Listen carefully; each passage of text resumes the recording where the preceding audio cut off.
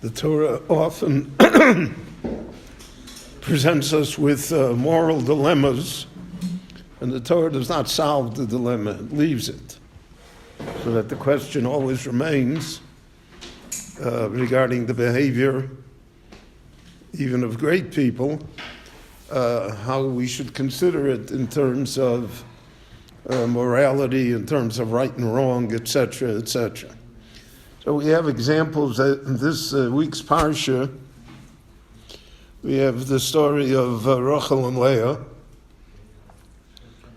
that Lavan substitutes Leah for Rachel in the marriage bed of Yaakov. And in order for that subterfuge to work, so to speak, so then Rachel has to be a willing participant. The Medrash says, Mora points out, that Rachel, they had certain, like a secret code between Yaakov and Rachel, because Yaakov suspected that Lavan was capable of such a thing, and he wanted to make sure that it was Rachel, and that somehow Rachel communicated that code to her sister Leah, so that Leah would not be embarrassed, perhaps even more than embarrassed. And that so she is a willing participant in this act of fooling her husband on a very material matter. It's not just using his credit card, but it's it's a very serious matter, and the Meforshim all point out that colors their relationship for the rest of their life, as you can imagine. So she's faced with a moral choice here, Rachel. Who is she loyal to? She's loyal to a husband that she does not yet know, really, because the person that we know before marriage and the person we know after marriage many times are two different people, but it's certainly not the same one. Or is she loyal to her sister, and in effect to her father, who creates this situation and who justifies it morally? We don't behave, we're not uncivilized.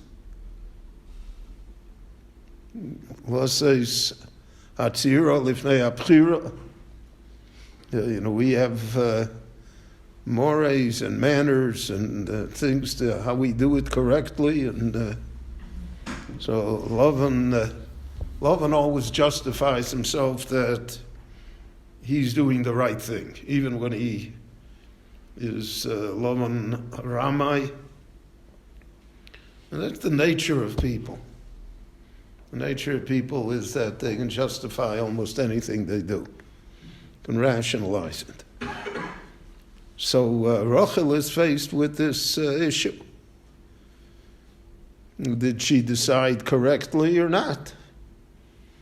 How would it have been differently? Would she have had to wait so many years to have a child? Would the story of Yosef and his brothers occurred? There are a lot of what ifs here. If this had not occurred, the Torah leaves it. The Torah doesn't make a judgment for us. Interestingly enough, Chazal also made practically no judgment. Usually Chazal, when they look at a situation such as this, come down on one side or the other. They criticize or they praise. But here they're pretty much silent, because when faced with such a moral decision, with such a dilemma, So what are we supposed to say? Except that we would hope never to be in such a situation. But we find that this dog's lochel all of her life. She's going to have another situation again when she steals the trophim, the gods, the idols, whatever they were, from Lavan. Now Lavan believes that these trophim have power. They're a good luck charm.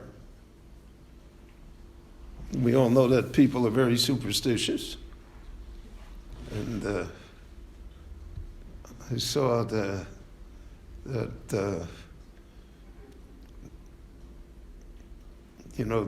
sports teams today, because they want to sell jerseys, uniforms to millions of fans, so you can buy a T-shirt, a shirt that has the name of a baseball player on the back of it with a number, and you pay $85, $100 for it. So therefore they have different uniforms, because you can have many jerseys. So there's one that they wear at home and one they wear on the road, and then there's one that's this way and one that way. I saw most of the Major League Baseball teams today have at least 5 uniforms. And it's all Salzgeld, because you got to have the complete set, otherwise you're not a fan. The complete set can cost you $500, right? But multiply that by 2 million, 3 million, you're talking money already. So the team that won the World Series, the Washington Nationals, have 5 different uniforms. But they insisted on wearing one uniform the whole time, even though that's not their regular uniform, because it's a superstition, because the day that they won the ability to go for the championship, that was the uniform that they wore. So therefore they're going to keep on wearing that uniform. That's the trophim. So this is the 21st century, and we're all sophisticated, and we don't believe in that stuff, but you see that we all do. And Taka, they won.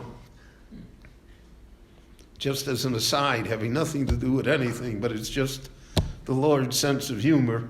The Washington Nationals are owned by a Jew by the name of Ted Lerner. Ted Lerner was born in Shari Chesed. He came to America when he was 16, because there was nothing to eat in Shari Chesed. He's 93 years old. So he promised his father that he would remain traditional. So he has a kosher home. He never goes to the ball game Friday nights or Shabbos. Even the World Series, they didn't go. And there's no intermarriage in the family. And they're trillionaires. They own half the real estate in Maryland and Delaware. So Shari Chesed won the World Series. Oh, can you make that up? Right, that's the way it is, right? So, we have to tell Rabbi Rosenthal he's the most valuable player, right? So anyway, that's the idea of the trophim. Trophim is this, but it's such a strong superstition. So Lavan says, they stole my trophim. And he searches everybody, his children, his grandchildren. And he comes to Rachel, and Rachel stole them. And she stole them for a good reason. She wants that her father, before he departs from the world, his father should do tshuva, shouldn't be an Oved Avodah Zorah, shouldn't believe in such nonsense. So in order to save her father, she steals from him. And that's a moral dilemma. Not only that, she lies to him. So there are 2 opinions again. Did she do a good thing or not? Are you allowed to do something like that? In other words, for what you consider to be the greater good, are you allowed to do something which is obviously in itself wrong? Should not be done. And that's the situation that we have in society all the time. And we have in government all the time. I mean, there are people, for instance, that believe that if Trump became president, that's the end of America, so they're allowed to do everything to make sure he shouldn't be president, because that's the greater good. Or maybe no. Maybe you got to play by the rules.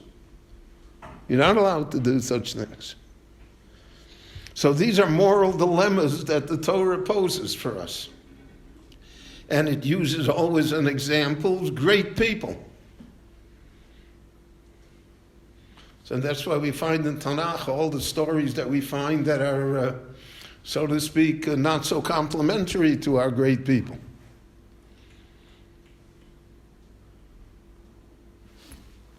Shimshon saves the Jewish people by having affairs with Philistine women. So you have that all the time. The Mossad plants spies, right? Women spies. And they do aveiros for the greater good, because now we know what's going on. We can defend ourselves. And the Torah presents all of these moral dilemmas to us. And I think that it does so simply to make us aware of how complicated life really is. How most of life is gray, it's not black and white. It's not given to easy decisions. But the Torah also wants us to realize that there are consequences as to what we do.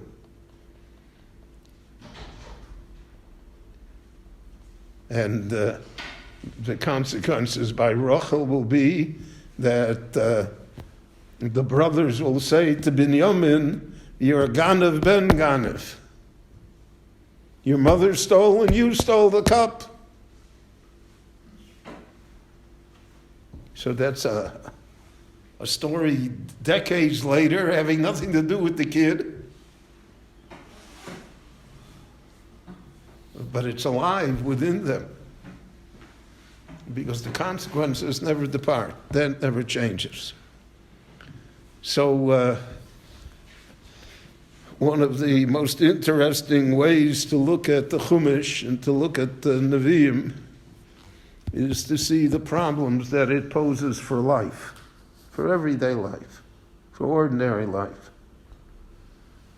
And Chazal say that, for instance, the Ribono Shel Olam, when he told Avram, "Lama zeh tzachak asora leimor af umno meleid ani zakanti," did not say to him, "But she said you're an old man too." So Kaviyachal, the Ribono Shel Olam, is also playing the game. He said a half-truth. He omitted that because he knew Avram would be hurt. Well, that's a moral question. So in my years in the rabbinate, when anybody comes up to me and says, "Rabbi, I want to tell you the truth," I run the other way. Because it's not what I want to hear. Because those are the questions in life. Those are the issues that always exist. The moral choices that we have day in and day out. So when we say Maaseh Avos Siman Labonim, that's also part of the picture of Maaseh Avos Siman Labonim. The moral dilemmas that exist and what our choices will be. Rabbi Chananya ben Akashi Omer Rotza HaKadosh Baruch Hu L'Zakas Yisrael V'ilcha Hirbo Lehem Torah Mitzvot Shenemar Aranoi Chafetz Aman Tzidko Yagdil Torah V'Yadir. Yishkadal, Shemei Rabbi, Yormo Yivarach, and Zed Yamar Chafzei, Chayah Chonah, V'yomeh Chonah, Chayah Chonah, Yisrael,